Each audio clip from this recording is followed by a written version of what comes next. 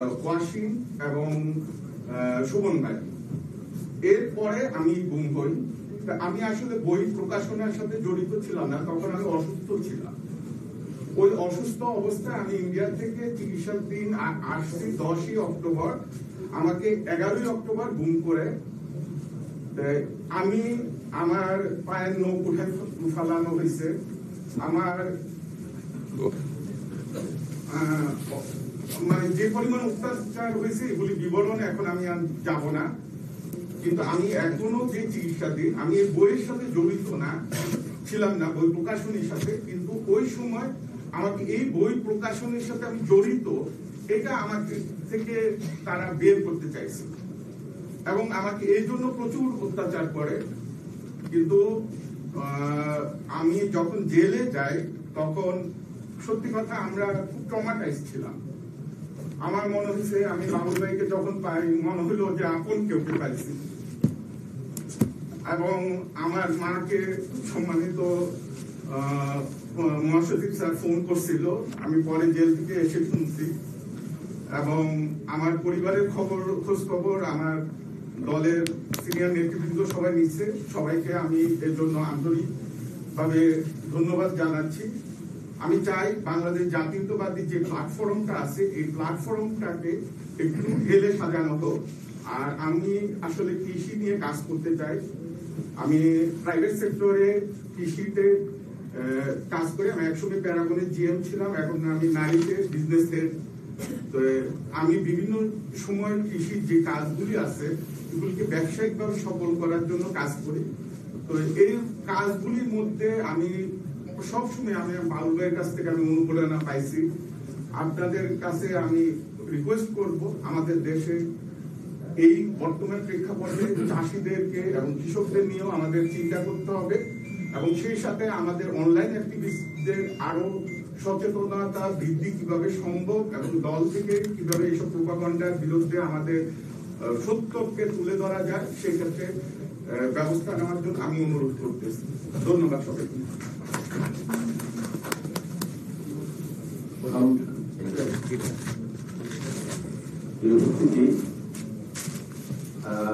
আমাদের এই দীর্ঘ অনলাইনের যাত্রায় আমাদের মাঝে অনেকে আমাদের পাশে ছিলেন, সাথে ছিলেন। আমি এখানে দেখছি যে ক্যাপ্টেন রেজাউল রহমান ভাই, তিনিও আমাদের সাথে।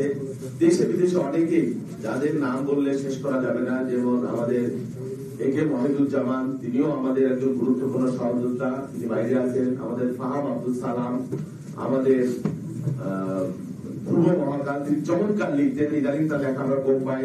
রাশেদ খান, তারপরে নুমানি, আমাদের লক্ষ্মীপুরের ছেলে, তারা চমৎকার, এখানে আজকে আসতে পারে নাই, চমৎকার তারা লিখতেন। তারপরে একে ওহিদুল নবী ফ্লাইট লেফটেন্যান্ট, তিনিও আমাদের এখানে মানে আমাদের সাথে দীর্ঘদিন যাবত কাজ করেছেন, তিনিও নির্যাতিত হয়েছেন। আরো অনেকেই রয়েছেন, আমি পর্যায়ক্রমে বলবার চেষ্টা করবো। আমি রেজাউল রহমান, ক্যাপ্টেন রেজাউল রহমান ভাইকে একটু শুভেচ্ছা বক্তব্য দেওয়ার জন্য অনুরোধ করছি। আপনি দীর্ঘদিন আমাদের সাথে ছিলেন। আমি আসলে আর্মির ক্যাপ্টেন, আমি বিমানের বাইরে অনেক বছর পরে এখানে আসলাম। 2015 সালে বালু ট্রাক দিয়ে এই অফিসে যখন আটকিয়ে রেখেছিল, আমার নেতৃত্বে আমরা কিছু মিলিটারি অফিসার এক্স রিটায়ার্ড, আমি এয়ারফোর্সে ছিলাম, আমরা এখানে এসেছিলাম। সে রাত্রে অনেক বিভীষণময় রাত গেছে। ওই রাতে শরীরের পাঠিয়ে গেলাম। শরীরে আমাকে বলল তুমি অ্যারেস্ট হয়ে যাবো 21শে ফেব্রুয়ারি 2015। এনিওয়ে, আমার অনলাইন অ্যাক্টিভিটি একটু ভিন্ন টাইপের। আমি একবার শেখ হাসিনার একটা ছবি দেখেছিলাম, সরি নামটা নিতেই হলো, এই মহিলার নাম নিতে আমার কষ্ট হয়েছে। তো একটা সেলাই মেশিনের ছবি, আমি শুধু উপরে ক্যাপশন দিয়েছিলাম লেন্দুক দর্জি। যারা লেন্দুক দর্জি সম্বন্ধে জানেন, শেখ হাসিনাকে চিনেন। এটা তারপরে 2018 সালে আমি শফিক রহমানের বাসায় বেড়াতে গেছিলাম আমার ওয়াইফ সহ। ঢাকায় এসে আমার চাকরিটা কেন, আমি তারেক রহমানের সাথে ষড়যন্ত্র করে শেখ হাসিনার বাসায় এরোপ্লেন নিয়ে নেমে যাবো। আমার চাকরি চলে গেল, আমার লাইসেন্স চলে গেল পাইলটের। তারপরে জেমস বন্ড 007 টাইপের স্টাইলে এই দেশ থেকে আমি চলে যাই। একটু আমি নাম শুনেছেন স্কটল্যান্ডের ওয়াহিদুল নবী, ও এখন লন্ডনে আছে, খুব নির্যাতিত হচ্ছে। আমি ওকে ফোন করলাম সন্ধ্যাবেলায়, ওয়াই চলে যাও, দেশ আর নিরাপদ না। ওয়াই যায়নি, ওয়াইদের দুইটা কানের পর্দাও ফাটা, ও পাইলট ফ্লাই করতে পারবে না। আমাদের মহাসচিব ওনার সাথে দেখা করে এসেছেন গত মাসে, অত্যন্ত একটা নির্ভীক একটা সেনানী, মাঠে যুদ্ধ করার ছেলে। এনিওয়ে, দেশ তো স্বাধীন হলো ৩৬শে জুলাই। আমাদের টাইম তখন লস অ্যাঞ্জেলেসে রাত 2টা। শফিক রহমানকে ফোন করলাম, শফিক ভাই আমি তো দেশে যাচ্ছি, তুমি এসে আমাকে নিয়ে যাও। আমি লন্ডনে গেলাম, আমি তাহলে আরকি শফিক রহমান আমরা একই ফ্লাইটে ঢাকা আসলাম 2008 18 অগস্ট লাস্ট। এসে প্রথমে গেলাম গণভবনে। আমার ড্রাইভার বলছে, গণভবনে কি জন্য যাচ্ছেন? এবং আমার একটা খারাপ অভ্যাস আছে, সেটা হচ্ছে আমি দেখতে চাই স্বৈরাচার জায়গাটা কিরকম। I was so surprised 20 ইঞ্চি ওয়াল মানুষ কিভাবে ভাঙছে, একটা না দুটা না, পুরা রাস্তাটা ধরে। মানুষের ক্ষোভ শুধু 2024-এর একটাই কষ্ট, এই আপনারা যারা এখান থেকে যুদ্ধ করেছেন, গুলি খেয়েছেন, মারা গিয়েছেন, আমি কেন এই সাথী হতে পারলাম না? ধন্যবাদ আমার জন্য দোয়া করবেন।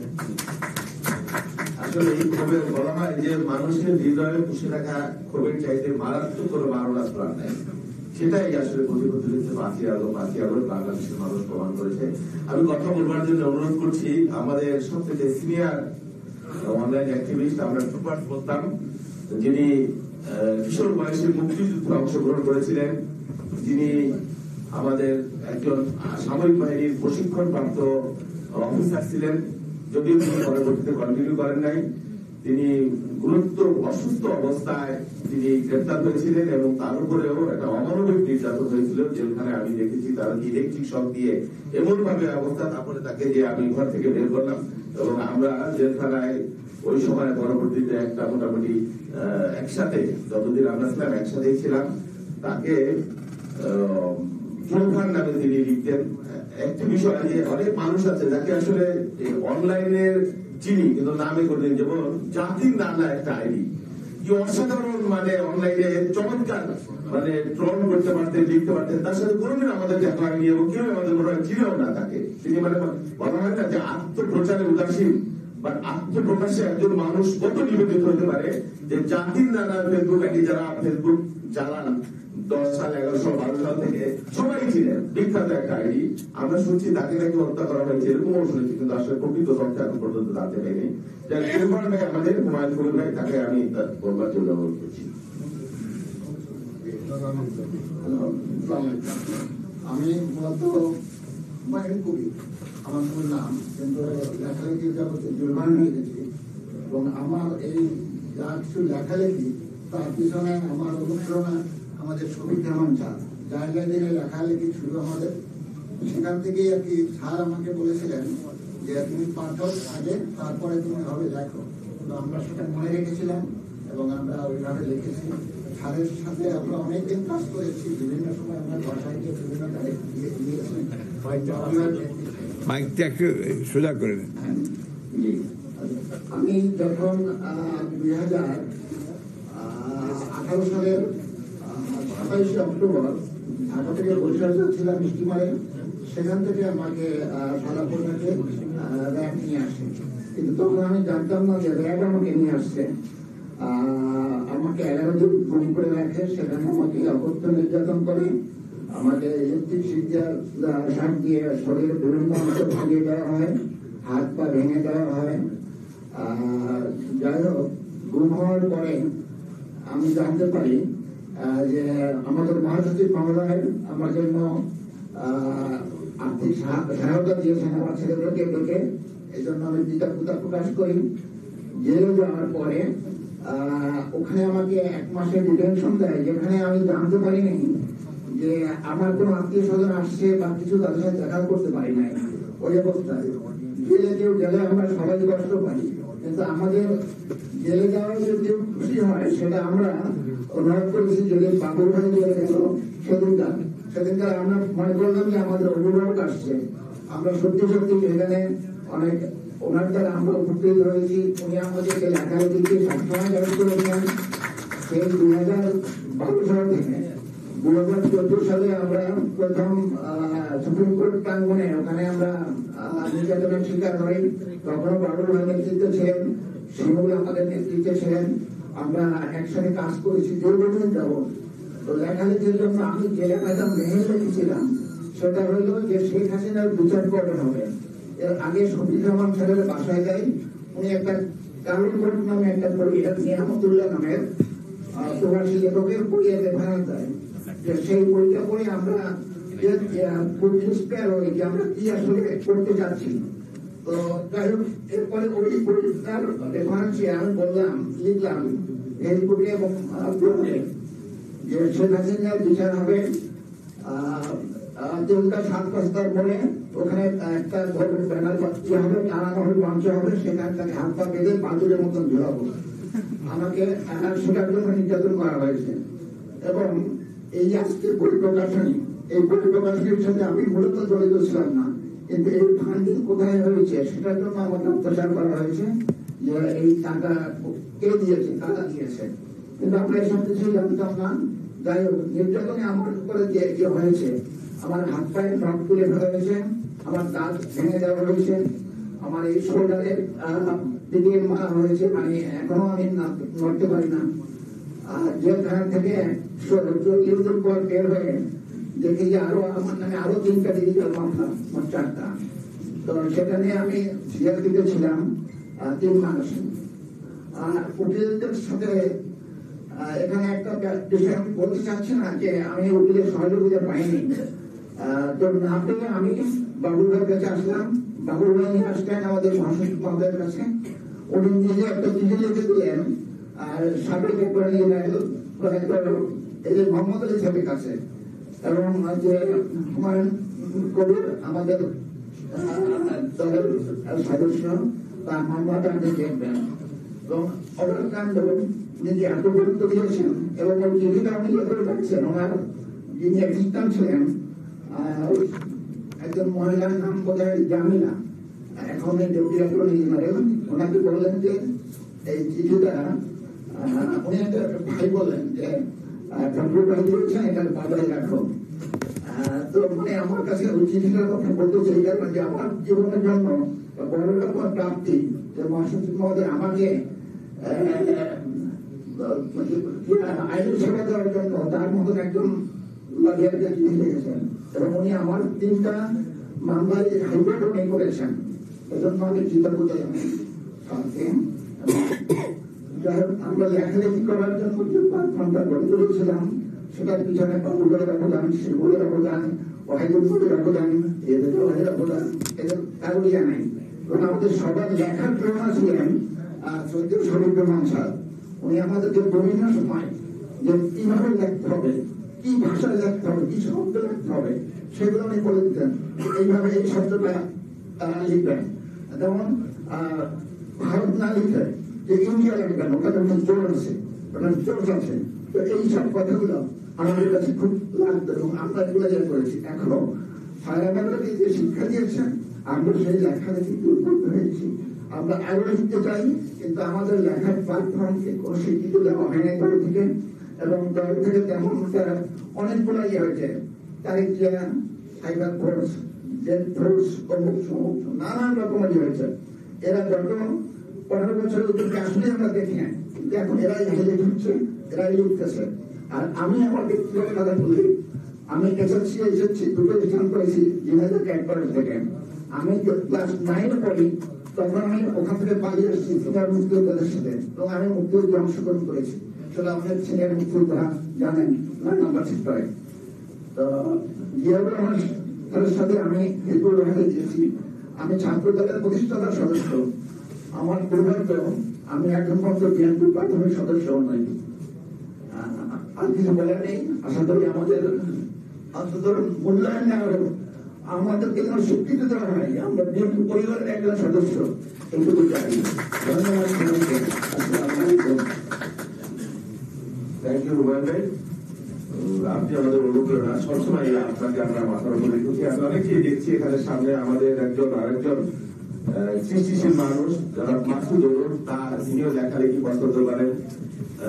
আসলে যে কোনো একটা গণবিপ্লব বা সমাজ বিপ্লব যাই বলেন, তার পেছনে কিন্তু একটা সাংস্কৃতিক বিপ্লব লাগে। আপনি ফরাসি বিপ্লব বলেন, অক্টোবর বিপ্লব যাকে আমরা রুশ বিপ্লব বলে থাকি, সেই বিপ্লব বলেন, তার পিছনে রুশো, ভলতেয়ার, মন্তেস্কিউ, অসাধারণ মনীষী দার্শনিক, তাদের অনুপ্রেরণা লেখা, বা ব্রিটিশ বিরোধী আন্দোলন বলেন, কাজী নজরুল ইসলাম।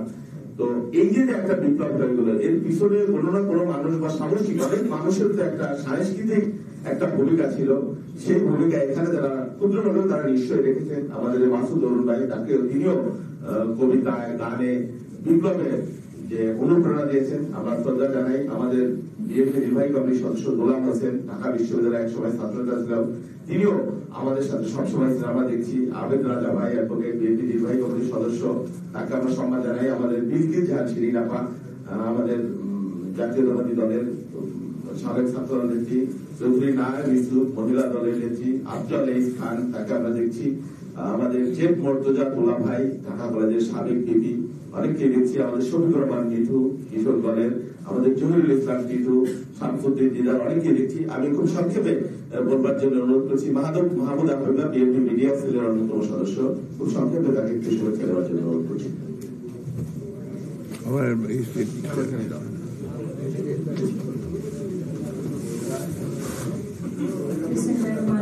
আসসালামু আলাইকুম। আজকে আসলে বক্তব্য দেওয়ার দিন না, কারণ হচ্ছে আমার যে অনলাইনের ভাইরা সামনে বসে আছেন আমার সাথে মঞ্চে, সম্মানিত অতিথি যারা বসে আছেন, তাদের সবার প্রতি শ্রদ্ধা নিবেদন করে আমি যেটা বলতে চাইছি সেটা হলো যে এই ভাইরা সবাই গুম হয়েছেন। আমিও কিন্তু গুম হয়েছিলাম আমার স্বামী সহ 2018 সালে নিরাপদ সড়ক আন্দোলনে। আমরা অনেকেই জানি না সেই সময়ের এই মানে অসহায় পরিবার কিংবা তাদের পাশে যে আসলে কারা ছিলেন, সেটা এখনকার কথা উঠে আসছে। কিন্তু একটা জিনিস দায়িত্বহীন ভাবে বলি, আমাদের সম্মানিত মহাসচিব মির্জা ফখরুল ইসলাম আলমগীরকে পাশে পাননি এমন কোন নির্যাতিত পরিবার আমার মনে হয় নাই। উনি প্রত্যক্ষ ভাবে যেতে না পারলেও পরোক্ষ সহযোগিতা আমরা সবাই পেয়েছি। আপনাদের কাছে আমরা যেটা শহীদুল ইসলাম খান বাবুল ভাই আছেন আমাদের অন্যান্য আলিম, আমার পিছনে বসে আছেন শিমুল ভাই নিজেও কিন্তু এই অ্যাক্টিভিটির নেপথ্যে এই ছেলেগুলো আমার এই ভাইয়েরা যখন অ্যারেস্ট হয়েছেন তাদের প্রত্যেকের সাথে ছিলেন। নীরবে এই যুদ্ধটা বলতেই হয় যে স্রেফ আমি জাতীয়তাবাদী ভালোবাসা থেকে করা। দল হয়তো জানিও না যে তাদের সংখ্যা কত কিংবা তারা কে কোথায় আছেন। আজকে খুবই আনন্দের বিষয় যে একটা বইয়ের মোড়ক উন্মোচনকে কেন্দ্র করে আমরা এখানে এসেছি মির্জা ফখরুল ইসলাম আলমগীর, আমাদের সম্মানিত মহাসচিব, আমার সরাসরি মেন্টর সিনিয়র সাংবাদিক শফিক রেহমান ভাই, আজকে যারা এখানে উপস্থিত আছেন, ইনারা সেই সময় থেকেই অনলাইনের জন্য একটা অনেক বড় ছায়া এবং একটা আশ্রয়। আমি আশা করি আগামী যে সময়টা আমাদের, যেটা অনেক কঠিন হতে যাচ্ছে, আমরা সবাইকেই পাবো এবং যা চাওয়া বা যে কষ্টগুলো বা যে ক্ষোভ, যে বঞ্চনা আমার ভাইরা তাদের ভিতরে বহন করছেন, নিঃসন্দেহে এটার জন্য কোন সুব্যবস্থা আমরা ইনশাআল্লাহ পাবো। আমি সবার জন্য দোয়া করছি এবং আমার বক্তব্য শেষ করছি। আসসালামু আলাইকুম। ছিল না, কিন্তু করতে এখন সবাই চাচ্ছে তা। আমেরিকা থেকে আমি কথা বলবার জন্য অনুরোধ করছি আমাদের প্রিয় সহযোদ্ধা, সাবেক ছাত্র নেতা, বিএনপি নেতা, এবং তিনিও আমাদের এই দীর্ঘদিনের অনলাইনে যাত্রার একজন নিরন্তর অংশীদার, যারা আমিরুজ্জামান খান, সেগুলো সব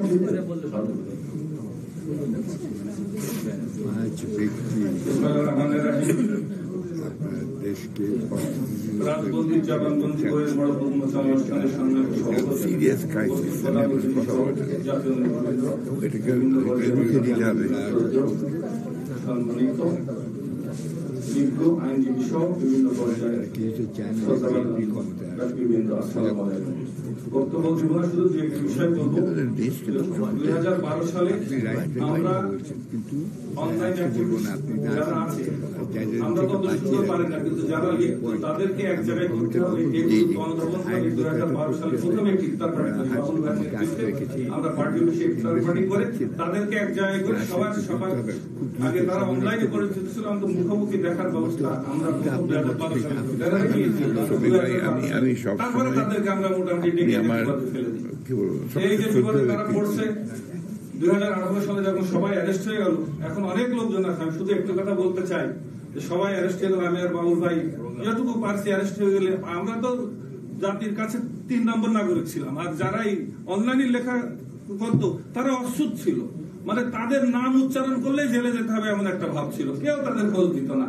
আমরা তারা অ্যারেস্ট হলে বাবুল ভাই চেষ্টা করছে, আমরা চেষ্টা করছি কিছু দেওয়ার, কিভাবে খবর নেওয়ার, মানে ফোনে তো কথা বলাই যেন হোয়াটসঅ্যাপে দিয়ে যেভাবে করা যায়, কারো কাছে এই বিষয়ে আলাপ করলে মানুষ শুনতে চাইতো না। তো বাবুল ভাই চেষ্টা করছে, কিছুবার বাবুল ভাই অ্যারেস্ট হয়ে গেছে। তখন তো আপনি একা, আর এরা সবাই জেলে। কি করা যায়, এই এখানে যায় ওখানে যায়, কেউ কোনো টাকা দেয় না। নির্বাচন হচ্ছে 2018 সালে, পার্টি অফিসে আসছি, অনেক টাকা খরচ হচ্ছে, কেউ কোনো টাকা দেয় না। মহাসচিবের কাছে বললাম, স্যার ছেলেগুলো খুব বিপদে আছে। তো উনি বললেন বাসায় আসুন। ওনার বাসায় গেলাম, উনি নিজ হাতে আমাকে কিছু টাকা দিলেন ওনার ব্যক্তিগত ফান্ড থেকে। সেই টাকা আমি সবার মাঝে যেটুকু করেছি দিয়েছি, অন্তত চেষ্টা করেছি। এরপরে বাবুল ভাই ভিতর থেকে তালিকা করে দিল যে কিছু বাদ গেছে, এদের কি করা যায়। তাই তালিকা আমি লিস্ট করে অ্যাক্টিং চেয়ারম্যান জনাব তারেক রহমানের কাছে পাঠালাম। উনি আমাকে পাঠানোর সাথে সাথে উনি আমাকে ব্যাগ দিলেন যে তালিকা তুমি কিভাবে পাচ্ছ। আমি বললাম বাবুল ভাই করে দিচ্ছি। এর কি কি সমস্যা, বললাম এই সমস্যা, আইনগত সমস্যা। এখানে লার্নেড অ্যাডভোকেটরা আছেন, ওনাদের আমি ছোট করছি না। আর যে কোনো মামলা, দলীয় মামলা ওনারা করে দেন, খরচ দেন না, কিন্তু কাগজ খরচ কিন্তু কম যায় না আর কি। সেটাও আমরা আসলে তখন করতে পারিনি। এগুলো ব্যবস্থা তারা করে দিচ্ছেন আমাদের নেতারা অ্যাক্টিং চেয়ারম্যানের নির্দেশে। সেই ব্যবস্থাগুলো পরে হয়েছে, পরে আমাদের ভাইয়েরা বের হয়েছে। যাই হোক, সেই অবস্থার পরিত্রাণ আজ হয়েছে, দেশনেত্রী বেগম খালেদা জিয়া মুক্ত হয়েছে। এখন আমাদের লেখা এবং আমাদের কর্মের মাধ্যমে আমাদের নেতা শ্রদ্ধেয় তারেক রহমানকে আমরা দেশে ফিরিয়ে আনবো, এই বলে আমার বক্তব্য শেষ করি। সবাইকে ধন্যবাদ, দল দিতে পারছি আমরা খালেদা জিন্দাবাদ। আসসালামু আলাইকুম। আমাদের এখানে দুজন মানুষ উপস্থিত রয়েছেন। আমাদের কামরুজ্জামান স্যার, তিনি আমাদের দীর্ঘদিন আমরা তার সাথে ছিলাম। তিনি এই যাত্রায় আমাদের একজন শুভাকাঙ্ক্ষী এবং অনুপ্রেরণাদায়ক ছিলেন, তাকে আমরা ধন্যবাদ জানাচ্ছি। আমাদের এখানে বীর শরাফত আলী সবু ভাই, ঢাকা কলেজের সাবেক এক সময় বিএনপি নেতা, তিনি জেলখানায় আমাদের সাথে ছিলেন এবং সবসময় তিনি আমাদের অনুপ্রেরণা, তাকে ধন্যবাদ জানাই। আমি এই পর্যায়ে কথা বলবার জন্য অনুরোধ করছি বিএনপির ভারপ্রাপ্ত চেয়ারম্যানের সম্মানীয় উপদেষ্টা, ইতিমধ্যেই তাকে আপনারা দেখেছেন, একজন মেধাবী বক্তা, একজন তরুণ তুর্কি, আমাদের তরুণদের অনুপ্রেরণা, যারা ডক্টর মাহাদি আমিন, তাকে বক্তব্য রাখবার জন্য অনুরোধ করছি। আসসালামু আলাইকুম। আজকের এই চমৎকার আয়োজনে আমাদের প্রধান অতিথি বাংলাদেশ জাতীয়তাবাদী দল বিএনপি সম্মানিত মহাসচিব, গণমানুষের নেতা, বাংলাদেশের সবচেয়ে পরিচ্ছন্ন রাজনীতিবিদ, আমাদের সর্বোচ্চ শ্রদ্ধেয় জনতা জনাব মির্জা ফখরুল ইসলাম আলমগীর, সম্মানিত সভাপতি, বিএনপির চেয়ারপারসন উপদেষ্টা, সাবেক কৃতি সচিব এবং আমাদের যে 31 দফার অন্যতম প্রধান রূপকার জনাব ইসলাম জিবুল্লাহ, আজকে প্রধান আলোচক, আমরা ছোটবেলা থেকে তাকে দেখে এসেছি, শফিক রেহমান, কৃতি সাংবাদিক, যাকে অবশ্য শেখ হাসিনা পরিবার ব্যক্তিগতভাবে টার্গেট করে ষড়যন্ত্রের মুখে দেশে আসতে দেননি। দীর্ঘ সময় নির্বাচন ছিলেন। উপস্থিত সুধীবৃন্দ, বিভিন্ন পর্যায়ের নেতৃবৃন্দ, সবাইকে আমার শুভেচ্ছা। আজকে এই যে রাজবন্দি জবানবন্দি যে বইটা নিয়ে আমরা কথা বলছি, এটার পেছনে যারা ছিলেন বাবুল ভাইয়ের প্রোগ্রাম নেতৃত্বে রাজপথের পাশাপাশি বুদ্ধিবৃত্তিক কাজে ওনাকে আমরা অনেক দীর্ঘ সময় ধরে দেখে আসছি। এখানে যে অনলাইন অ্যাক্টিভিস্টরা রয়েছেন, যারা বইয়ের সাথে জড়িত, যারা গুম খুন হামলা মামলা খুলিয়া সবকিছুকে উপেক্ষা করে এই কাজটাকে সামনের দিকে নিয়ে গিয়েছেন, খুব কঠিন একটা সময়। আমার মনে হয় সবাইকে আমাদের সশ্রদ্ধ সালাম জানানো উচিত। এখানে যে অনলাইন অ্যাক্টিভিস্টরা রয়েছেন, ওনাদের অনেকের সাথে আমার 12-13 বছর আগে কথা হয়েছে, কখনো দেখা হয়নি। সেই শাহবাগের যে কঠিন মেরুকরণ ছিল, তখন আমরা ফেসবুক অনেক কাজ করেছি, কোনো পাবলিকলি আমরা সেভাবে আসলে প্যাট্রোনাইজেশন পাইনি। এখানে যারা অনেকেই রয়েছেন দল থেকে সেভাবে স্বীকৃতি পাইনি, অনেকটাই অগোচরে থেকে কাজ করেছেন। সে ভয়াবহ পরিবেশে অনেকে নিজের নামে লিখতেও পারেনি, হয়তো একটা সুডো আইডি ছিল, যে আইডি স্বীকৃত কখনো মেলেনি, কিন্তু তারা বাংলাদেশি জাতীয়তাবাদকে ধারণ করে কাজ করে গিয়েছেন। শেষ পর্যন্ত অনেকে আছেন যারা গুমের শিকার হয়েছেন, হামলার শিকার হয়েছেন, প্রায় অনেকে আছে যারা মামলার কারণে তাদের বাড়িতে থাকতে পারেনি, তারাও অনেকে খানকে থেকে ঘুমিয়েছেন।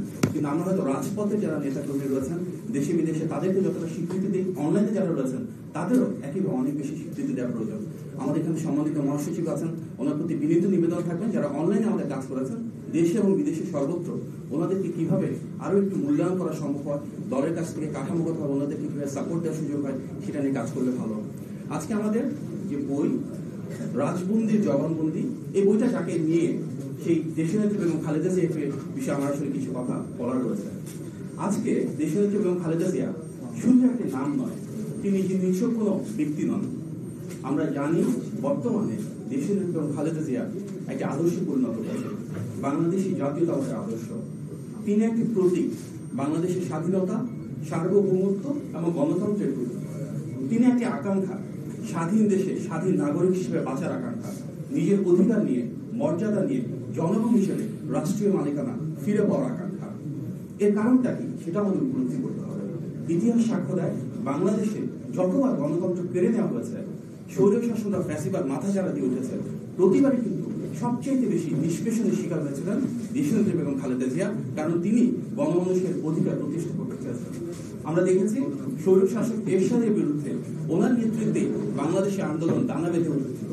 সব রাজনৈতিক দলকে তিনি নিয়ে এসেছিলেন। সেখানে অনেকেই হয়তো ছিল যারা গণতন্ত্রের পক্ষের আন্দোলন থেকে একটা পর্যায়ে সরে গিয়ে আপোষ করেছিল, কিন্তু তিনি আপোষ করেননি কখনো।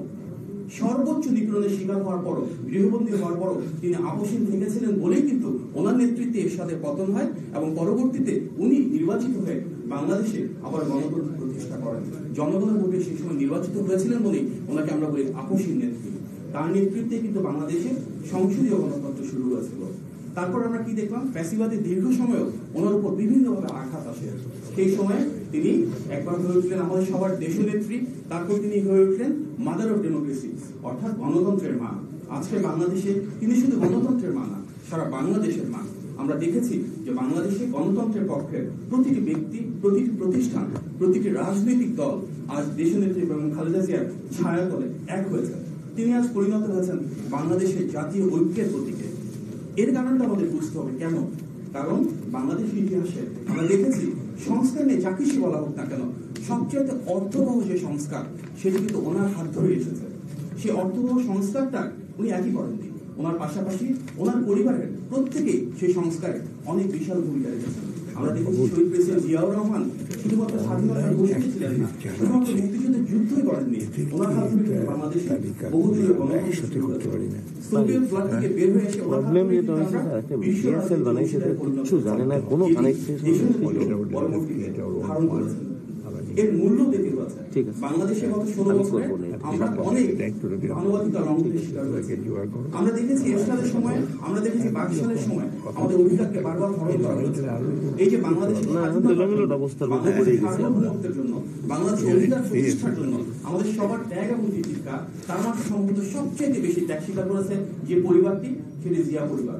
আমরা দেখেছি দেশনেত্রী বেগম খালেদা জিয়ার স্বামী শহীদ প্রেসিডেন্ট জিয়াউর রহমান স্বাধীনতার ঘোষক এবং সম্ভবত বাংলাদেশের ইতিহাসে প্রথম নির্বাচিত রাষ্ট্রনায়ক হওয়া সত্ত্বেও তাকে দেশের জন্য জীবন দিতে হয়েছে। শহীদ প্রেসিডেন্ট জিয়াউর রহমান শুধু জীবন দেননি, তিনি শুধু শহীদ হননি, তাদেরই যিনি কনিষ্ঠ সন্তান আরাফাত রহমান কোকো, তিনিও কিন্তু বাংলাদেশের ইতিহাসে ছিলেন অন্যতম শ্রেষ্ঠ ক্রীড়া সংগঠক, তাকেও জীবন দিতে হয়েছে নির্মম নির্যাতনের মাধ্যমে। আমরা দেখেছি দেশনেত্রীর জ্যেষ্ঠ পুত্র, আমাদের সকলের নেতা, তৃণমূলের নেতা, গণমানুষের নেতা জনাব তারেক রহমান অমানবিক নিপীড়নের শিকার হয়েছেন। উনি দেশে থাকতে পারেননি, চিকিৎসা নিতে ওনাকে দেশের বাইরে যেতে হয়েছে, সেখান থেকে কিন্তু তিনি দেশকে সার্ভ করছেন। অর্থাৎ একটি পরিবারের উপরে সর্বোচ্চ যতটা নিপীড়ন আসা সম্ভব তা কিন্তু জিয়া পরিবার উপরে এসেছে। ওনারা যে বাড়ি ছিল বহু বছরের, বহু দশকের স্মৃতি বিজড়িত বাড়ি, সেখান থেকেও আমাদের দেশের নেত্রীকে উচ্ছেদ করা হয়, ওনাকে ওনার প্রাপ্য চিকিৎসা থেকে বঞ্চিত করা হয়। এই যে ওনাদের উপর যে মানবাধিকার লঙ্ঘন, এর মূল কারণটা কিন্তু আমাদেরকে উপলব্ধি করতে হবে। কারণ ওনারা সবসময় বাংলাদেশে ছিলেন, বাংলাদেশের বুকে দাঁড়িয়ে জনগণের অধিকার প্রতিষ্ঠা করতে চাইছেন। জিয়া পরিবারে কেউ কখনো পালিয়ে যাননি। জিয়া পরিবারের প্রত্যেকে বাংলাদেশে যতবার গণতন্ত্রের উপর আঘাত এসেছে, ওনারা সেই গণতন্ত্রটা পুনঃপ্রতিষ্ঠা করতে চেয়েছেন। যার কারণে আজকে ওনারা এই বাংলাদেশে শুধু না, আমাদের বিশ্বে একটি অন্যতম নজিরবিহীন পরিবার হিসেবে প্রতিষ্ঠিত হয়েছেন, যার যার রাজনৈতিক আদর্শের কারণে। সে আদর্শের একটা বড় অনুষঙ্গ হচ্ছে সংস্কার। এই সংস্কারের কথা আজকে আমরা বলছি, ওনাদের ক্ষেত্রে বেশি আর কেউ বাংলাদেশে কখনো সংস্কার আনেনি। আমরা যদি দেশনেত্রী বেগম খালেদা জিয়ার দিকে তাকাই, উনি যখন রাষ্ট্র পরিচালনা এসেছিলেন, বারবার নির্বাচিত হয়ে ওনার হাত ধরে কিন্তু বাংলাদেশের শিক্ষা ব্যবস্থায় সংস্কার হয়েছিল। আমরা দেখেছি বাংলাদেশের প্রাইভেট ইউনিভার্সিটি, নর্থ সাউথ ইউনিভার্সিটির মাধ্যমে ওনার সময় শুরু হয়েছে। ওপেন ইউনিভার্সিটি, সেটি ওনার হাত ধরে শুরু হয়েছে। ন্যাশনাল ইউনিভার্সিটি, সেটি ওনার হাত ধরে শুরু হয়েছে। বাংলাদেশের গ্রেডিং সিস্টেম চালু করার কথা বলেন, শিক্ষাকে একটা অধিকার হিসেবে প্রতিষ্ঠার কথা, অর্থাৎ ফ্রি এডুকেশন, ম্যান্ডেটরি এডুকেশন, নারী শিক্ষার জন্য ক্লাস 10 পর্যন্ত ফ্রি করে দেওয়া, বৃত্তির ব্যবস্থা করে দেওয়া, নারীর ক্ষমতায়নের জন্য উদ্যোগ গ্রহণ করা, এর প্রত্যেকটা নোনাদের হাত থেকে শুরু করেছে। দেশনেত্রীর সময় ভোকেশনাল এডুকেশনকে প্রাধান্য দেওয়া হচ্ছিল। সেই ভোকেশনাল এডুকেশনের মাধ্যমে ইন্ডাস্ট্রি একাডেমির পার্টনারশিপ করেছিল। আমরা দেখেছি ছোট ছোট বিভিন্ন যে প্রতিষ্ঠানগুলো রয়েছে সেগুলোর সাথে স্কুল কলেজকে প্রাতিষ্ঠানিকভাবে এক করে দেওয়া হয়েছে, যেন বের হয়ে ভোকেশনাল এডুকেশন পার্ট হিসেবে তারা চাকরির সন্ধান পায়। শিক্ষার পাশাপাশি স্বাস্থ্য আমরা দেখেছি দেশনেত্রী যখন নির্বাচিত হয়ে এসেছিলেন ওনার সরকারের সময় উপজেলা পর্যায়ে 50 সদস্য বিশিষ্ট হাসপাতালের ব্যবস্থা করা হয়েছিল। জেলা পর্যায়ে 100 সদস্য শয্যা বিশিষ্ট হাসপাতালের ব্যবস্থা করা হয়েছিল। বিভাগীয় শহরে 250 শয্যা বিশিষ্ট হাসপাতালের ব্যবস্থা করা হয়েছিল। অর্থাৎ শিক্ষার পাশাপাশি স্বাস্থ্যেও একটা বড় ধরনের সংস্কার আনা হয়েছিল, যার মাধ্যমে নিশ্চিত করা হয়েছে যে সকল শ্রেণী এবং পেশার মানুষ স্বাস্থ্য সেবা পান। কৃষির ক্ষেত্রেও যুগোপযোগী যুগের চেয়ে আগানো অনেক পলিসি নিয়েছিলেন। আমাদের সংগ্রামী মহাসচিব যখন কৃষি মন্ত্রণালয়ের দায়িত্বে ছিলেন তখন কিন্তু কৃষি বিপ্লব হয়েছিল। তখন কীটনাশকের জন্য, সারের জন্য, বীজের জন্য, কৃষি উপকরণ এবং কৃষি যন্ত্রপাতির জন্য সাবসিডি এমনভাবে দেওয়া হয়েছিল যার মাধ্যমে সত্যিকার অর্থে কৃষকের ভাগ্যের পরিবর্তন হয়। কৃষকদের জন্য আলাদা কৃষি জমির ব্যবস্থা করা হয়েছিল, তারা যেন লো ইন্টারেস্টে ভালো লোন পান সেটার ব্যবস্থা করা হয়েছিল। সেগুলো ছিল কিন্তু অর্থবহ সংস্কার, যার মাধ্যমে বাংলাদেশে খেটে খাওয়া মানুষের ভাগ্যের পরিবর্তন হয়। একই জিনিস কিন্তু আমরা দেখেছি শহীদ প্রেসিডেন্ট জিয়াউর রহমানের যে ঐতিহাসিক ভিত্তির উপর আজও বাংলাদেশের অর্থনীতি দাঁড়িয়ে রয়েছে। বিদেশি জনশক্তি রপ্তানি, বিদেশে গার্মেন্ট রপ্তানি, সেগুলো কিন্তু দেশের নেতৃত্বে খালেদা জিয়ার প্রতিটি সরকারের সময় বারবার গতিপ্রাপ্ত হয়েছিল। মধ্যপ্রাচ্যের সাথে উনি সম্পর্ক উন্নয়ন করেছিলেন। উনি বহির্বিশ্বে যুক্তরাজ্য এবং ইউরোপিয়ান কান্ট্রিগুলোর সাথে সম্পর্ক উন্নয়ন করেছিলেন। নিশ্চিত করেছেন আমাদের গার্মেন্ট এক্সপোর্ট বাড়ে, নিশ্চিত করেছেন আমাদের থেকে জনশক্তি খুব স্বল্প খরচে সেই রপ্তানি বাড়ে। আমরা দেখেছি বাংলাদেশের রাষ্ট্র কাঠামোর ভেতরে তত্ত্বাবধায়ক সরকার সেটিও কিন্তু দেশের নেতৃত্বে সমাবেশিত করা। আমরা দেখেছি অবাধ, সুষ্ঠু এবং গ্রহণযোগ্য নির্বাচনের জন্য শুধু তত্ত্বাবধায়ক সরকারই সৃষ্টি করা হয়নি, তার পাশাপাশি কিভাবে বিচার বিভাগ, নির্বাহী বিভাগ এবং আইনসভার মধ্যে ক্ষমতার ভারসাম্য সৃষ্টি করা হয় সেটি নিশ্চিত করেছে। দেশনেত্রীর সময় দুদক সৃষ্টি করা হয়েছে, যে দুদকের মাধ্যমে আমরা নিশ্চিত করেছি যে সকল ব্যক্তি, সকল প্রতিষ্ঠান জবাবদিহিতার আওতাতে আসবে। একইভাবে কিন্তু কোস্টগার্ডের কথা আমরা বলি, গ্রাম পর্যায়ে ক্ষমতায়নের কথা বলি, প্রত্যেকটা বাংলাদেশকে যদি আমরা সামনে দিকে এগিয়ে নিতে চাই তাহলে সেই আদর্শকে ধারণ করে আমাদের আবারও নতুনভাবে একটি গণতান্ত্রিক বাংলাদেশ বিনির্মাণ করতে হবে। আমি বিশ্বাস করি আমাদের বিএনপি ভারপ্রাপ্ত চেয়ারম্যান জনাব তারেক রহমানের নেতৃত্বে সেই গণতান্ত্রিক বাংলাদেশে আবার আমরা উন্নয়ন এবং উৎপাদনের রাজনীতিকে ফিরিয়ে আনবো। আপনাদের সবাইকে ধন্যবাদ। আসসালামু আলাইকুম। ধন্যবাদ ডক্টর মাহাদি আমিন। এই পর্যায়ে আমাদের অন্যতম আকর্ষণ যারা শফিক রহমান, 90 উঠে একজন টকবগে প্রবীণ যুবক, যাকে আমরা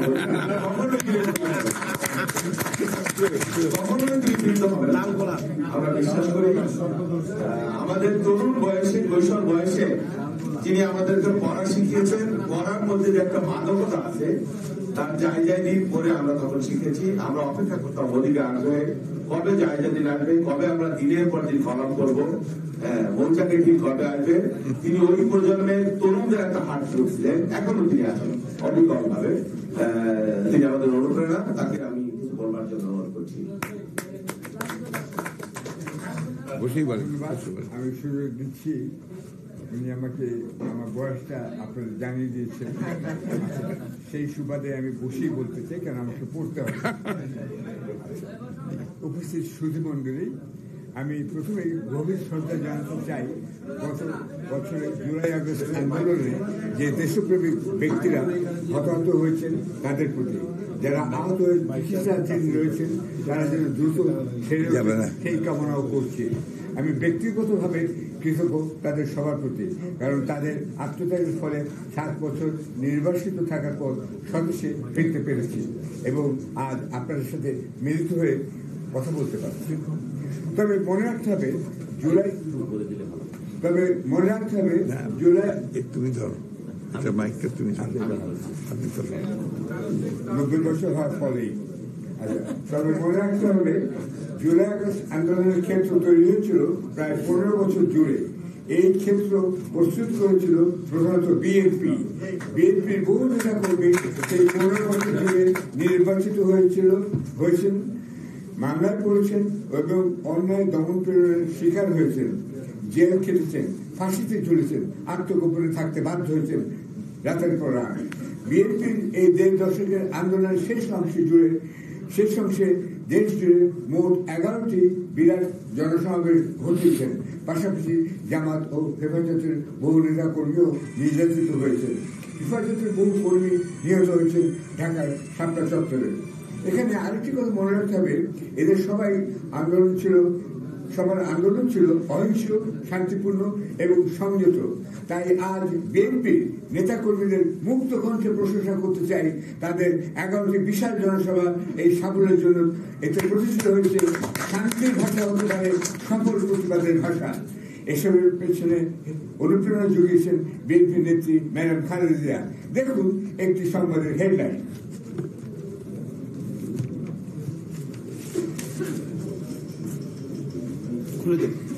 কাতারের এবার হচ্ছে এই হেডলাইনটা এইটা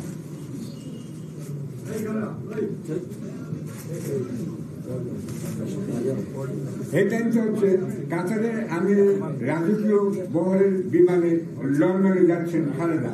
মাত্র 8 অক্ষর। এই 8 অক্ষরে কিন্তু সাম্প্রতিক ইতিহাস সম্পূর্ণভাবে ধরা পড়েছে। এই চমৎকার হেডলাইনটিতে ফুটে উঠেছে বিএনপি নেত্রী খালেদা জিয়ার সঙ্গে আওয়ামী লীগ নেত্রী শেখ হাসিনা, যিনি এখনো মনে করেন তিনি বাংলাদেশের প্রধানমন্ত্রী। না, শেখ হাসিনা আপনি বাংলাদেশের সবচেয়ে ঘৃণিত ব্যক্তি, কিন্তু আপনি নন, আপনার পরিবারের সবাই। বিবেচনা করুন দুই নেত্রীর মধ্যে কি আকাশ পাতাল তফাৎ।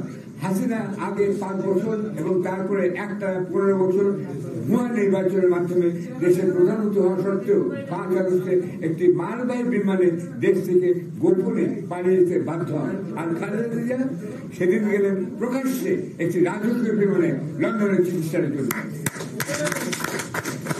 হাসিনাকে বিদায় জানানোর জন্য একটি মানুষই ছিল না এয়ারপোর্টে। আর খালেদাকে বিদায় জানাতে সন্ধ্যাবেলায় ও রাতে তার বাইরে থেকে এয়ারপোর্ট পর্যন্ত ছিল পথে জনতার ঢল। রাজধানীর সব পথে ছিল ট্রাফিক জ্যাম। মানুষের এই ভালোবাসা ও শ্রদ্ধা অর্জন করেছেন খালেদা জিয়া। আমি নির্দ্বিধায় বলতে পারি, খালেদাই বাংলাদেশের প্রথম মহিলা বীরশ্রেষ্ঠ। এই সম্মান থেকে অর্জন করতে হচ্ছে বহু কষ্টে ও ত্যাগের মধ্যে। তাই তার প্রতি অসীম শ্রদ্ধা দেশে ও বাইরেও ছড়িয়ে পড়েছে। শেখ হাসিনাকে ইন্ডিয়া বাধ্য হয়েছে আশ্রয় দিতে। তিনি লন্ডনে যেতে চাইলেও যেতে পারেন না, কেননা ব্রিটিশ সরকার এদিকে কোনো আগ্রহ দেখায়নি। অন্যদিকে খালেদা গেলেন লন্ডন ক্লিনিকে। তিনি আমেরিকাও যেতে পারেন, কিন্তু হাসিনা সেখানেও যেতে পারবেন না। সেখানে তার কুকুর প্রেমী পুত্র সন্তান জয়ের বিরুদ্ধে আমরা এটাও জানি, ব্রিটেনে তদন্ত চলছে হাসিনা বোন রেহানার মেয়ে টিউলিপ সিদ্দিকের বিরুদ্ধে। টিউলিপ সেখানে ক্ষমতাসীন লেবার পার্টির সদস্য এবং একজন মন্ত্রী হওয়া সত্ত্বেও অভিযুক্ত হয়েছেন বিভিন্ন পত্র পত্রিকায়, কারণ তিনি বাংলাদেশের রূপপুর আণবিক প্রকল্পে দুর্নীতি করেছেন তার খালা হাসিনার সহযোগিতায়। টিউলিপকে চায়নাতে যেতে দেওয়া হয়নি। আগে তার বিরুদ্ধে তদন্ত হবে বলছে ব্রিটিশ পত্রিকাগুলো। অর্থাৎ এই শেখ পরিবারের দুর্নীতি শুধু বাংলাদেশই নয়, ইউরোপের ব্রিটেন পর্যন্ত ছড়িয়ে গেছে।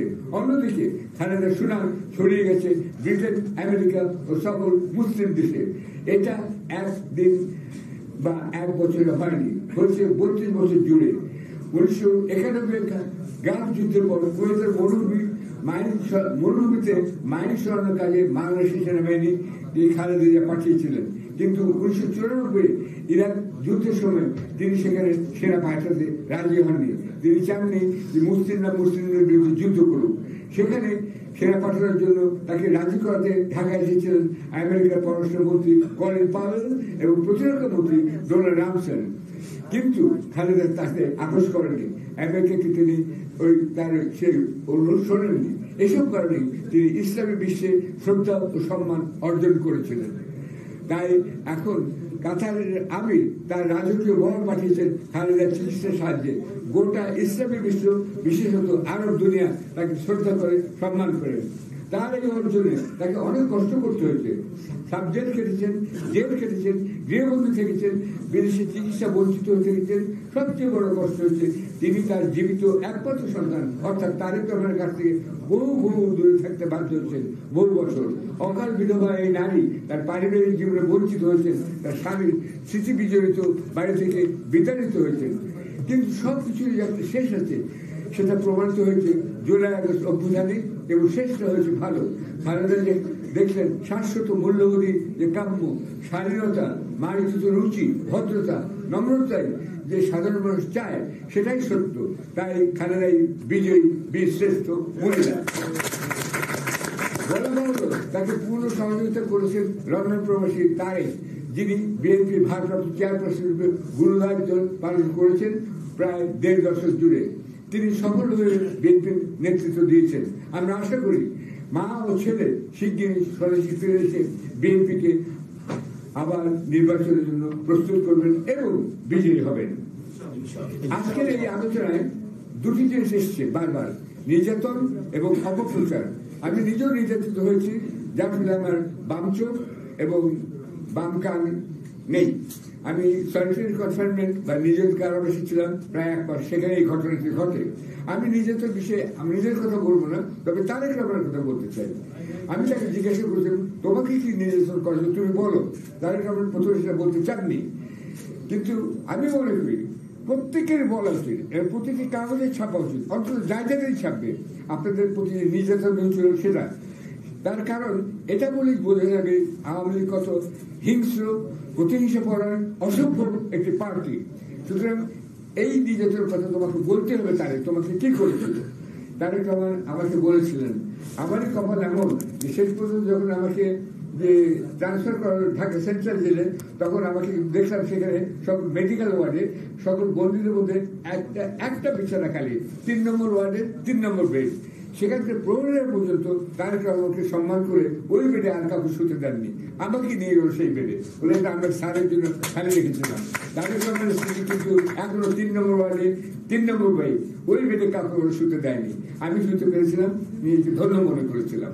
ধন্যবাদ। এই প্রসঙ্গে আমি ব্যক্তিগত কিছু বলতে চাই। আসলে নির্যাতন হচ্ছে এক ধরনের কথা, শারীরিক কষ্ট, কিন্তু অপপ্রচার হচ্ছে মানসিক কষ্ট।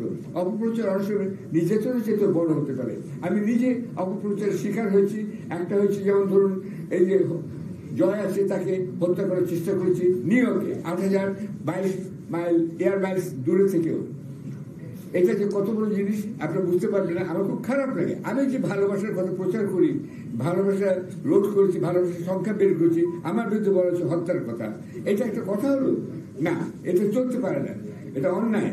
কিন্তু আমার বিরুদ্ধে সেই মামলা এখনো চলছে। হাইকোর্টে গেলে অ্যাপিল হলে হয়তো আমি ছাড়া পাবো।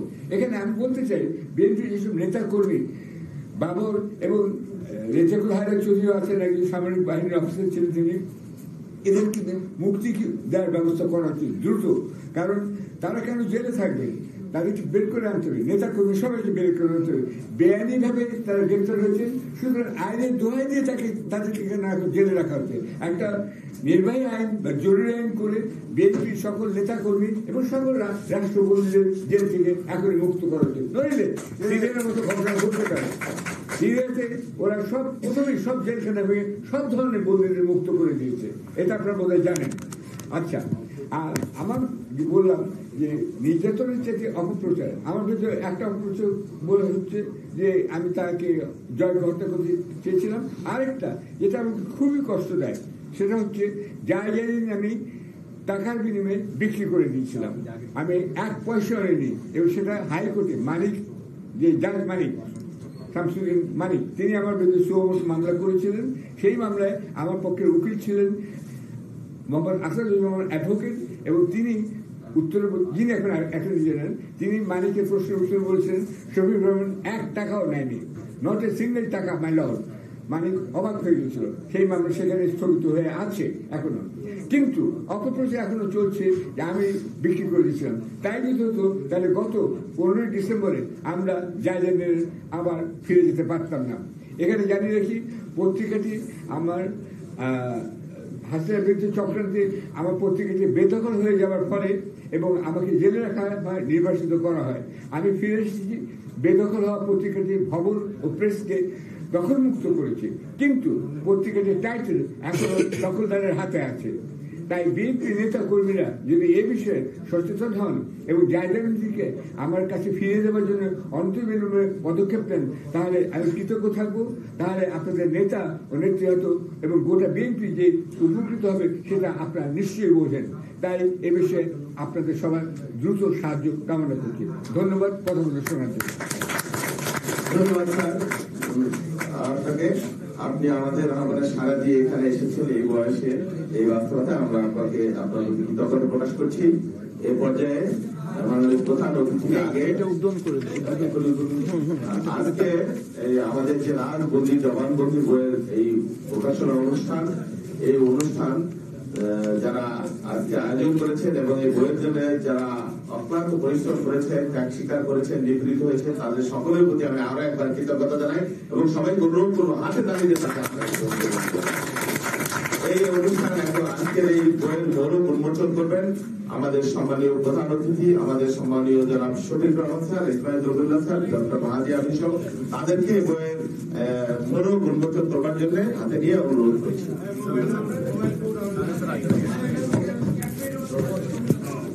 যার যার অবস্থানে দাঁড়ান, জাস্ট একটু দিচ্ছি, একটু ধন্যবাদ করবে।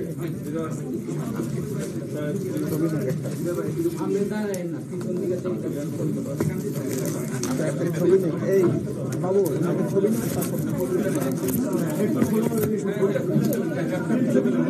তারপর আচ্ছা একটু নিচ্ছে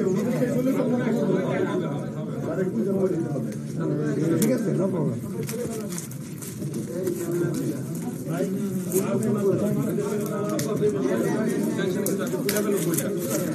বই লাগবে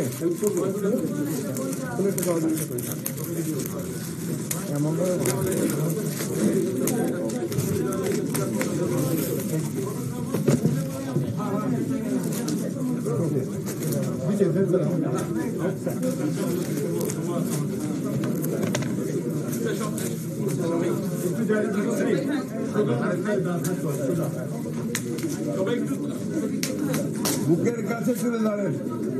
ছবিগুলো না দেয় নেন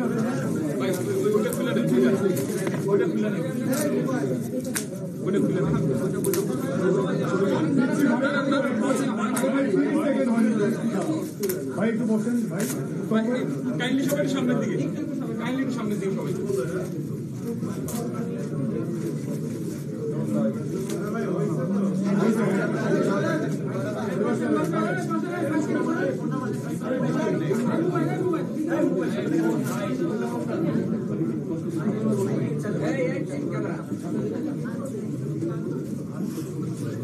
টাইমিংটা কাকতালীয় হওয়ার খুব ভালো হয়ে গেছে।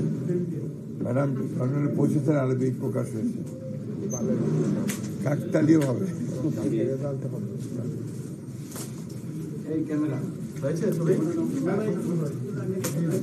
ধন্যবাদ সকলকে। এই পর্যায়ে কথা বলবার জন্য অনুরোধ করছি আজকে এই প্রকাশনা মরক উন্মোচন অনুষ্ঠানের সম্মানীয় সভাপতি, আমাদের প্রিয় মানুষ, আমাদের ছোট মানুষ, যিনি দীর্ঘ প্রায় 1.5 দশক যাবৎ সবসময় যখনই তাকে আমরা চেয়েছি আমরা পেয়েছি, কখনো আমাদের প্রতি তিনি বিরক্ত হননি, সৃষ্টিশীল কাজে, দলের কাজে সবসময় তিনি আমাদের অনুপ্রেরণা দিয়েছেন, আমাদের পাশে ছিলেন, আমাদেরকে উৎসাহিত করেছেন। জনাব ইএনপি চেয়ারপারসনের সম্মানীয় উপদেষ্টা জনাব ইসমাইল জহুরুল্লাহ স্যারকে বক্তব্য রাখবার জন্য, সভাপতির বক্তব্য রাখবার জন্য অনুরোধ করছি। বিসমিল্লাহির রহমানির রহিম। সভাপতি সাহেব বসে বলেন।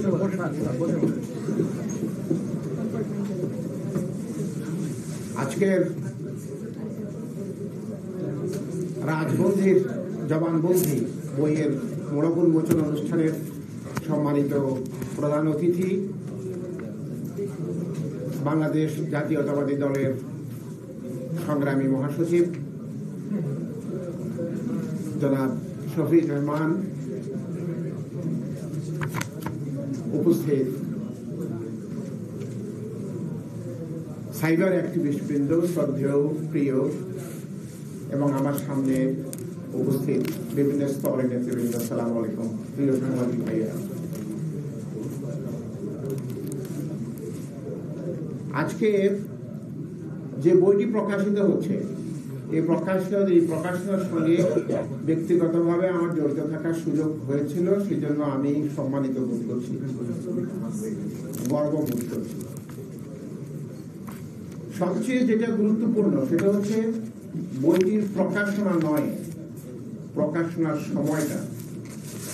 যে সময় বইটি প্রকাশিত হয়েছিল তখন it was the reign of terror, fear, সাইকোসিস, চারিদিকে শুধু ভয়, আতঙ্ক, পালিয়ে বেড়ানো, ঘরে থাকা যাচ্ছে না, এমন অবস্থায় এমনকি আমাদের হাতের যে ডিভাইস সেটাও পরিবর্তন করতে হচ্ছে, আমরা আন্ডার সার্ভাইলেন্স। রাজন তারা কয়েকজন আমার বাসায় এসেছেন বইয়ের জন্য, বই প্রকাশনা করতে হবে, আমি তাদের সঙ্গে একত্রিত হয়েছি।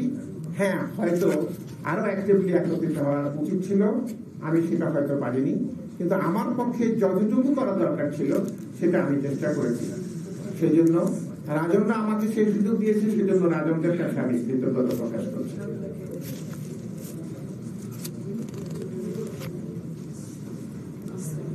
আজকে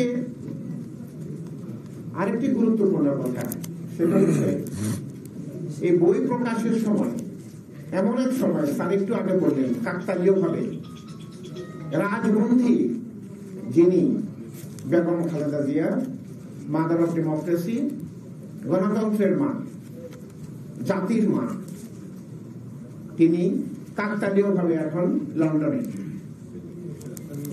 এবং আমরা আশা করছি ইনশাআল্লাহ তিনি সুস্থ হয়ে ফিরবেন। আরেকটি কথা, এই বই যে 342-তে যে জবানবন্দি দেওয়া হয়েছে মাননীয় আদালতে, মহামান্য আপিল বিভাগে এই মামলাটি শুনানি হয়ে গেছে। আমরা আশা করছি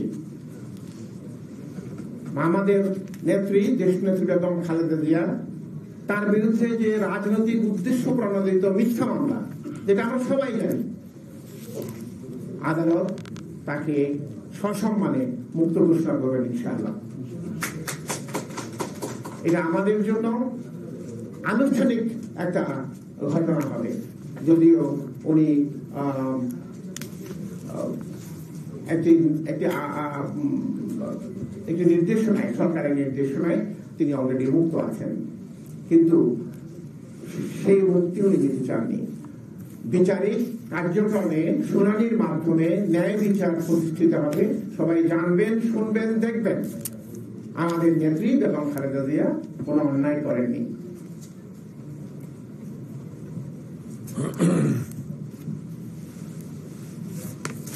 বেগম খালেদা জিয়ার সঙ্গে যাওয়ার একটু আগে, মানে উনি চলে যাবেন তার আগের দিন ওনার সঙ্গে আমার ব্যক্তিগতভাবে দেখার সুযোগ হয়েছিল। ওনাকে বলেছিলাম, ম্যাডাম, একজন দেশ থেকে পালিয়ে গেছেন আর আল্লাহ আপনাকে সসম্মানে মুক্ত করেছেন, ইনশাআল্লাহ আপনি ভালো থাকবেন, মাশাআল্লাহ আপনি আশা করি আল্লাহ রহমতে আপনি সুস্থ হয়ে থাকবেন, জাতি আপনার নেতৃত্বে সামনে এগিয়ে যাবে। উনি আমার ভালো লেগেছে, এই আমরা অনেকে মনে করি যে উনি বয়স্ক, অসুস্থ, যেমন নানান ধরনের কথা শোনাবে। উনি আমাকে বলেছেন ভিশন 2030 প্রকাশের সময় আমার সঙ্গে খুব ঘনিষ্ঠভাবে কাজ করার সুযোগ হয়েছিল। আমি আশ্চর্য হয়েছি, উনি আমাকে বলেছেন, মনে আছে আপনার সেদিন এতটার সময় আপনি এই কথাগুলো বলেছিলেন। উনি বলেছেন ব্যুরোক্রেসি তো ধ্বংস হয়ে যাচ্ছে, আপনারা ব্যুরোক্রেসির হাল ধরেন। কথাগুলো বলছি এই জন্য যে আমাদের নেত্রী কত সজাগ, কত সচেতন, দেশের জন্য, জাতির জন্য উনি এখনো চিন্তা করছেন এবং আজীবন চিন্তা করে যাবেন। উনি সেই নেত্রী যিনি বলেছেন 342-তে, এই বইটা যদি আপনারা না পড়ে থাকেন কেউ দয়া করে পড়বেন, 342 ধারায় উনি যতগুলো কথা বলেছেন আজকে এই মুহূর্তে সবগুলো সত্য হয়েছে এবং সামনে এটা একটা ঐতিহাসিক ডকুমেন্ট। উনি বলেছেন সার্বভৌম আমাদের মাহাদি আমিন বলেছেন, উনি গণতন্ত্রের প্রতীক, উনি সার্বভৌমত্বের প্রতীক, উনি আমাদের জাতীয় ঐক্যের প্রতীক, উনি এদেশের উন্নয়নের প্রতীক, উনি আমাদের মা। উনি বলেছেন এই দেশে ছাড়া বাইরে তার কোন, বাংলাদেশের বাইরে তার কোন ঠিকানা নেই। তিনি বলেছেন মানুষের ভাগ্যের সঙ্গে আমার এবং আমার পরিবারের ভাগ্য একাকার হয়ে গেছে। জাতির জীবনে যখন কোন দুর্যোগ আসে তখন জিয়া পরিবারেরও দুর্যোগ আসে। জাতির জীবন যখন সুখকর হয় জিয়া পরিবারও তখন শান্তিতে আসে। জিয়া পরিবারের মাধ্যমে গণতন্ত্র উদ্ধার হয়েছে, উন্নয়ন হয়েছে। 342 ধারার জবানবন্দি যখন রেকর্ড হয়, এবং সামনে অ্যাডভোকেট সাহেবরা আছেন, এটা তখন property of the court, without the permission of the court you cannot go for painting this. ঠিক বলেছি কিনা আমি জানি না, এই ধরনের ভয় তো আছে। তা সত্ত্বেও এই ইয়াং গ্রুপ, রাজন গ্রুপ, যারা অ্যাক্টিভিস্ট, সাহসিকতার সঙ্গে তারা তখন এই বই ছাপিয়েছে। 342 ধারার এই কোড, আমি আবার বলি, this is the property of the court, without the permission of the court এটা ছাপা যায় না ওই মুহূর্তে, বিকজ দ্য রেজাল্ট তখন আউট হয়নি, it is not a certified copy. আমি জানি না আইনের ভাষায় আমি কথা বলার চেষ্টা করছি, আব্দুল ভাই আছেন, আপনারা আছেন, নিশ্চয়ই দেখেছেন। আমি শ্রদ্ধার সঙ্গে সমস্ত ছেলেদেরকে স্মরণ করি যারা তখন সাহস দেখিয়েছে, এবং সেজন্য তাদের ভেরি হেভিলি, তাদের সঙ্গে আরো যারা আছেন তাদেরকে শ্রদ্ধার সঙ্গে স্মরণ করছি। আমি শেষ করার আগে একটা কথা বলতে চাই। 5th August, প্রি-5th and post-5th, 5th অগাস্টের আগে আমাদের ছিল এক down with Hasina. Everybody who says against Hasina is a friend. এবং আমাদের সবাই ঐক্যবদ্ধভাবে আমরা কাজ করেছি। একটু আগে যারা বলেছেন সাইবার অ্যাক্টিভিস্ট, সবাই আমরা বুঝতে পারি না, সবাই হাসিনার বিরুদ্ধে কথা হচ্ছে, সবাই আমরা একমুখী, all roads lead to Mecca, something like that. এখন সময় এসেছে, we have to find out who is who, what is what, কার কি গো। এখন পলিটিক্যাল ল্যান্ডস্কেপ চেঞ্জ হয়েছে, আমাদের পলিটিক্যাল ভাষাও চেঞ্জ হবে, অ্যাসপিরেশন চেঞ্জ হয়েছে, আকাঙ্ক্ষা চেঞ্জ হয়েছে। তো আমাদের ভাষা, আমাদের যারা অ্যাক্টিভিস্ট তাদের ভাষাও চেঞ্জ হবে। আমাদের জয় হয়েছে, বিপ্লব হয়েছে, কোনো একক কারণ নয়। শফিক রহমান স্যার বলেছেন যে আমরা কি অনেক যুদ্ধ করে, প্রায় 15 বছর পর্যন্ত যে গণযুদ্ধ শুরু হয়েছে, যে গণতান্ত্রিক আন্দোলন হয়েছে, যে 11টি মাস র্যালি হয়েছে, যে ক্ষোভ মানুষের মধ্যে জমা বেঁধেছে, তারই বিস্ফোরণ হয়েছিল 5th অগাস্টে। ছাত্ররা সেই আন্দোলনের নেতৃত্ব দিয়েছে, তাদের প্রতি অবশ্যই শ্রদ্ধা জানাই। কিন্তু এটা কারো একক কৃতিত্ব নয়, এটা সবার কৃতিত্ব, এটা গণবিস্ফোরণ, এটা জনগণের একটা সাকসেস, জনগণের সফলতা। কিন্তু আমাদের মনে রাখতে হবে ষড়যন্ত্র শেষ হয়নি, এখনো ষড়যন্ত্র চলছে। আমাদের প্রত্যেককে সজাগ থাকতে হবে, বিশেষ করে বিএনপি বিরুদ্ধে ষড়যন্ত্র বেশি হচ্ছে বলে আমাদের মনে হচ্ছে। চারিদিকে কেন যেন বিএনপি ঠেকাও এরকম একটা কাজ চলছে। আমাদের প্রত্যেককে ঐক্যবদ্ধ থাকতে হবে, এবং আমরা সবাই আশা করি আমরা অভিষ্ট লক্ষ্যে ইনশাআল্লাহ পৌঁছবো। গণতন্ত্র দেশে ফেরত আসবে, মানুষের ভোটাধিকার ফেরত আসবে, মানুষের অধিকার মানুষ ফেরত পাবে। আপনাদের সকলকে ধন্যবাদ। ধন্যবাদ স্যার।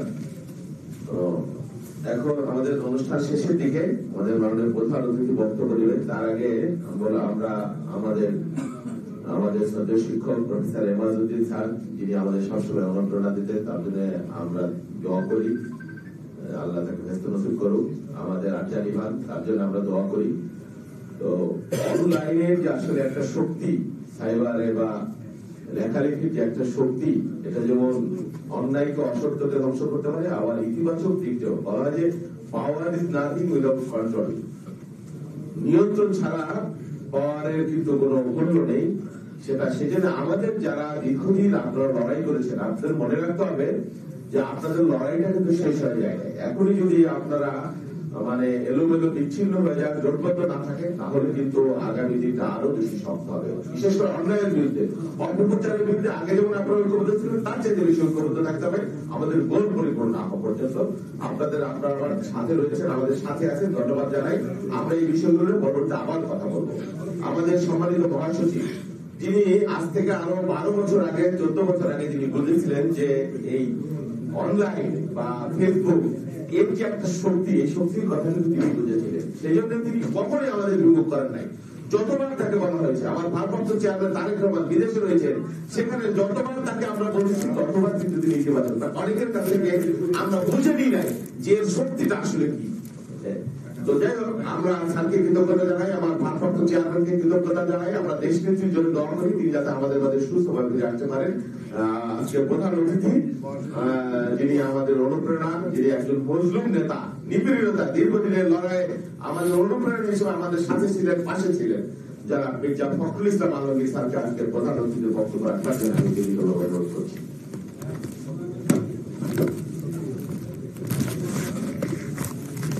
ধন্যবাদ বাবুল। বিসমিল্লাহির রহমানির রহিম।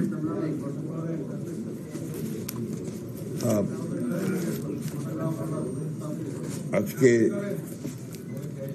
এই বিশেষ অনুষ্ঠান, আমি এটাকে বিশেষ বলছি এই জন্য যে এই ধরনের অনুষ্ঠান করতে বিএনপি অভ্যস্ত নয়।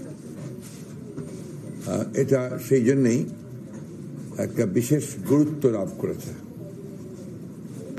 এই অনুষ্ঠানের সম্মানিত সভাপতি, তিনি এই ফ্যাসিবাদের বিরুদ্ধে বিগত বছরগুলোতে যখন আমরা আন্দোলন শুরু করেছি তখন থেকেই আমাদের সঙ্গে যে বুদ্ধিবৃত্তিক যে সমর্থন, সেই সমর্থন যিনি দিয়ে চলেছেন তার মেধা দিয়ে এবং তার কন্ট্রিবিউশন বিভিন্ন পাবলিকেশনের ক্ষেত্রে এবং বিভিন্ন প্রোগ্রামের ক্ষেত্রে, বিশেষ করে আপনার আমাদের যে আমাদের দেশনেত্রী বেগম খালেদা জিয়ার যে ভিশন 2030 এইটা রচনার ক্ষেত্রে এবং আজকে যে আমাদের 31 দফা তার রচনার ক্ষেত্রে তার ভূমিকাকে অবশ্যই অত্যন্ত শ্রদ্ধার সঙ্গে স্মরণ করতে হবে। আমাদের জনাব জাবিউল্লাহ সাবেক সচিব এবং চেয়ারপারসনের উপদেষ্টা, আমাদের মাঝে আজকে প্রধান আলোচক হিসেবে উপস্থিত আছেন আমাদের বাংলাদেশে আমি মনে করি মিডিয়ার ক্ষেত্রে যিনি একটা আইকন। বয়স তার 90 বলা হয়েছে, আমি তাকে এখনো মনে করি তিনি এখনো বোধহয় 30 বছরের যুবক এবং সেই হিসেবে তিনি কাজ করেন, কথা বলেন এবং এখনো অদম্য প্রাণ শক্তি নিয়ে তিনি কিন্তু লড়াই করে চলেছেন সমস্ত অন্যায়ের বিরুদ্ধে, সত্যের পক্ষে এবং ভালোবাসার পক্ষে। এই যে লাল গোলাপ এখন তিনি করছেন এবং অত্যন্ত জনপ্রিয় একটি অনুষ্ঠান।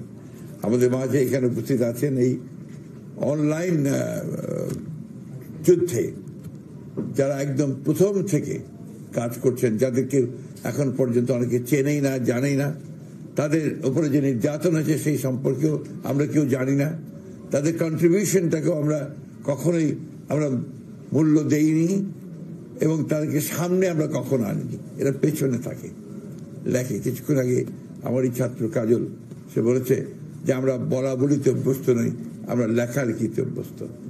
আসলে এরা বলা বলি করে না দেখে সামনে আসতে পারে না, লেখে। আর লেখালেখি আজকাল আমরা বেশি পড়িও না, এটা একটা সমস্যা হয়ে গেছে।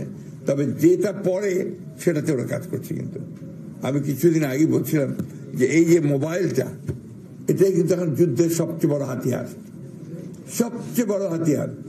আমরা এটাকে অনেকেই উপলব্ধি করতে পারি না।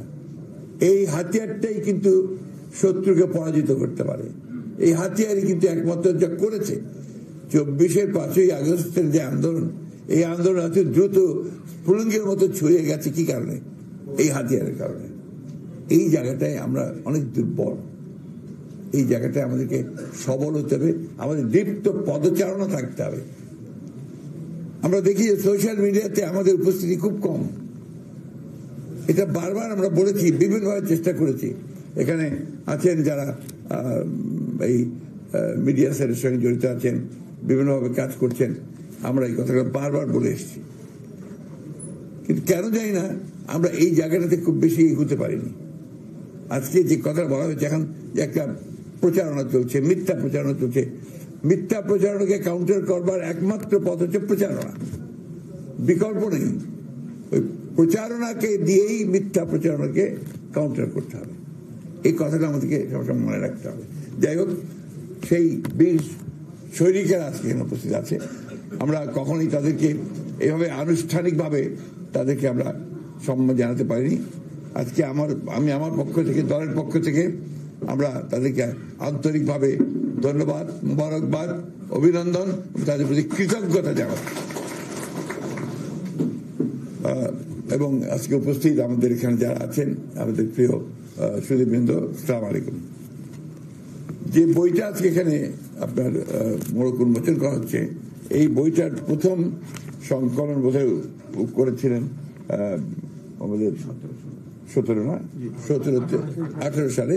তখন আমাদের সম্মানিত এমাজউদ্দিন সাহেব, আমাদের প্রফেসর এমাজউদ্দিন সাহেব, তিনি জীবিত ছিলেন। তার এখানে একটা আপনার মুখবন্ধের মধ্যেও তার আপনার বক্তব্যটা আছে।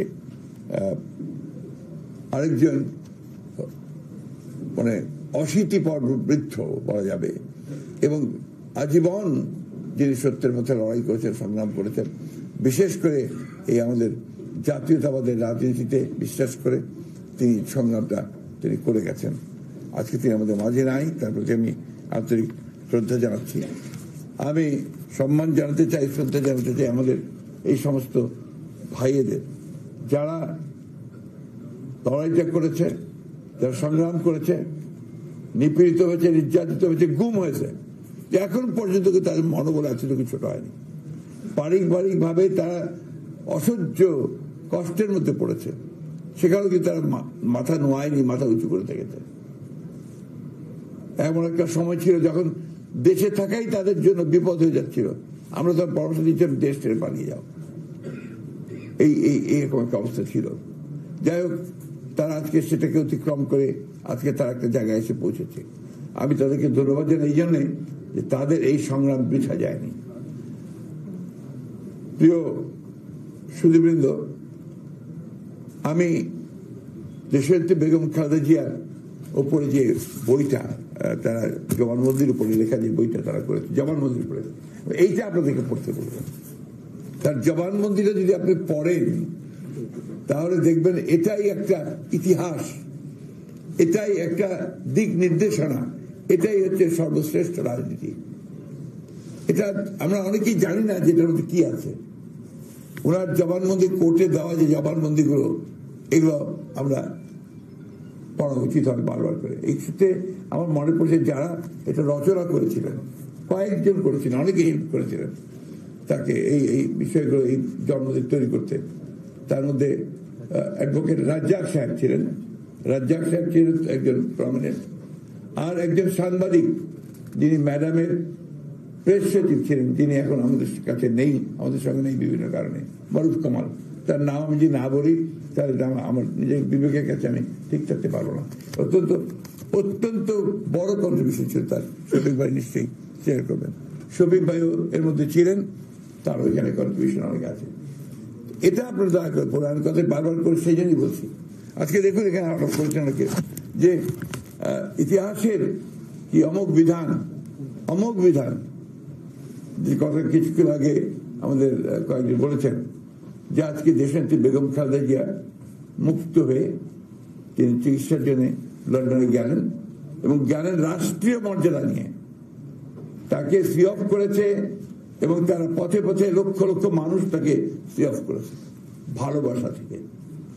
এবং তাকে যেভাবে আন্তর্জাতিকভাবে তিনি যে সম্মানটুকু পেয়েছেন, কোথাও বাধা পেতে হয়নি আমাদেরকে। আমরা যেখানেই বলেছি যে এটা আমাদের দরকার, সাথে সাথে করে দিয়েছে, ভিসা দিয়েছে ম্যাডামকে নিয়ে যাওয়ার জন্য। কাতারের আমিরের প্রতি আমি আমার কৃতজ্ঞতা জানাচ্ছি যে তারা একেবারেই কোনো পারিশ্রমিক না, অর্থাৎ যেটাকে আমরা বলি রেন্ট না নিয়ে তারা এই অ্যাম্বুলেন্সটি দিয়েছেন, এবং খুব দ্রুতভাবে দিয়েছেন। আমি ধন্যবাদ জানাই ব্রিটিশ সরকারকে, যে তারা সেখানে তাদেরকে যাওয়ার ব্যাপারটা নিশ্চিত করেছেন এবং সেখানে আমাদের যারা আছেন আমাদের ভারপ্রাপ্ত চেয়ারম্যান তারেক রহমান সাহেব সহ তারা সেখানে তার চিকিৎসার ব্যবস্থা শুরু করেছেন। এবং এই যে আমি বললাম আমার কাছে যখন এরা তারিখ চাচ্ছিল তো আমি একটু দেরি হচ্ছিল, আমরা চেষ্টা করছিলাম যে আরো বড় আকারে করা যায় কিনা, যাই হোক সেটা সম্ভব হয়নি। তো তারিখটা ঠিক হলো এমন দিনে যে তারিখে তার একদিন আগে গতকাল ম্যাডাম লন্ডনে গিয়ে পৌঁছেছেন তার চিকিৎসার জন্য মুক্ত অবস্থায়। এর চেয়ে বড় প্রাপ্তি ওদের আর কি আছে? যারা লড়াই করেছে, যে মহিষী নেত্রীর জন্য তারা জেলে গেছে, গুম হয়েছে, পায়ের নখ তুলে নিয়েছে, অত্যাচার করেছে, একজন এখন সুস্থ হয়নি, আরেকজন হাসপাতালে পড়ে আছে তার স্ট্রোক করে। তারা এইটুকু তো পেয়েছে তাদের লড়াইয়ে। দেশনেত্রী বেগম খালেদা জিয়া এখন মুক্ত, তিনি চিকিৎসার জন্য বিদেশে যেতে পেরেছেন। আমাদের ভারপ্রাপ্ত চেয়ারম্যান সাহেব তিনি মুক্ত হবেন অল্প দিনের মধ্যে পুরোপুরি কেস থেকে, তিনিও এসে আমাদের মাঝে উপস্থিত হবেন।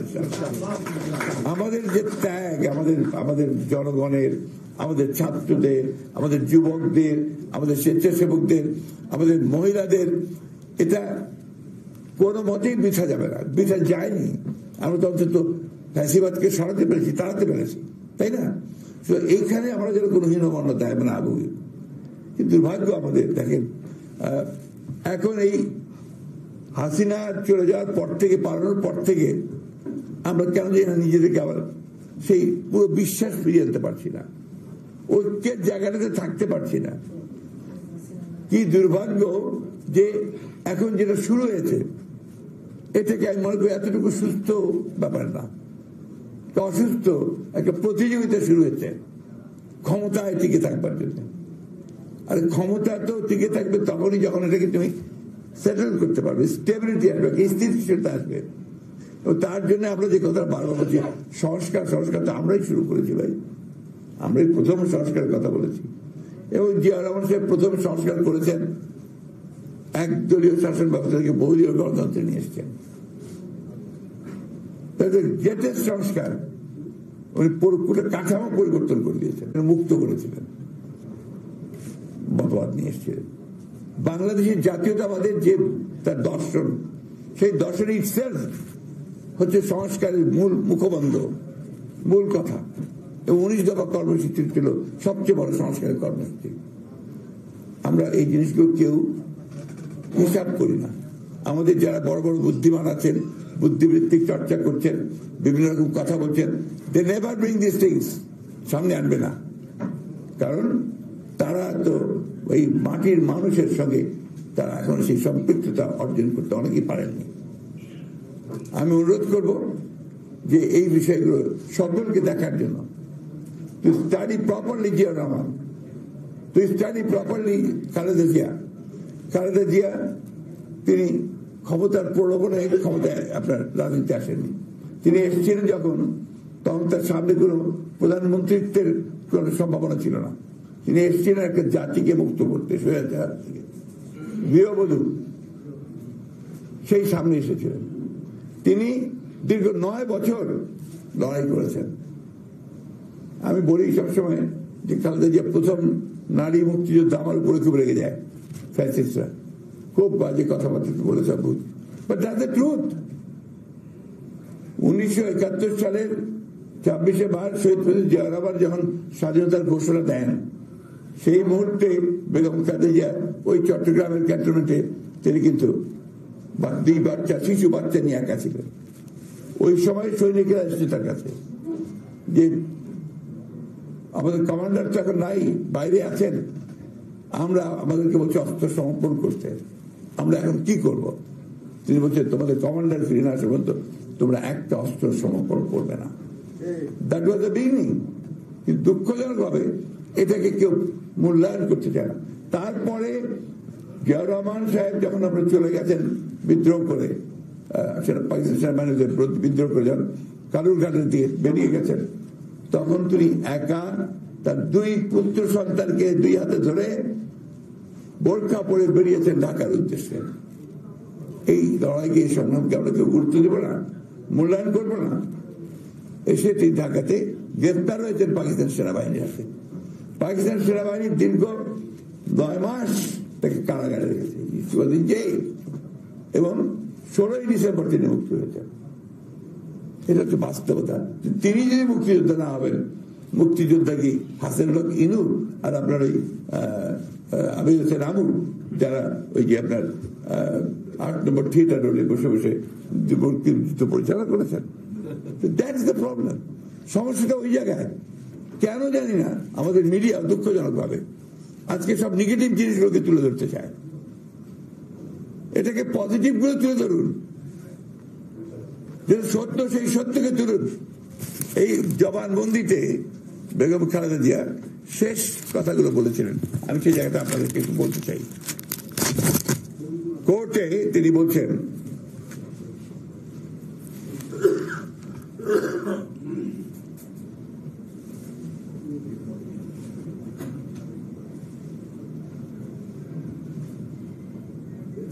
আমি আমার পদে আসীন থেকে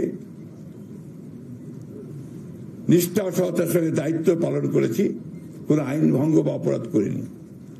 আমি আমার বক্তব্য শেষ করছি পবিত্র কোরআনের সূরা নিসার 125 নম্বর আয়াতটির বাংলা তর্জমার কথা উল্লেখ করে, হে ঈমানদারগণ, তোমরা ন্যায়ের উপর প্রতিষ্ঠিত থেকো, আল্লাহর ওয়াস্তে ন্যায়সঙ্গত সাক্ষ্য দান করো, তাতে তোমাদের নিজের বা পিতা মাতার অথবা নিকটবর্তী আত্মীয়স্বজনের যদি ক্ষতি হয়, তবুও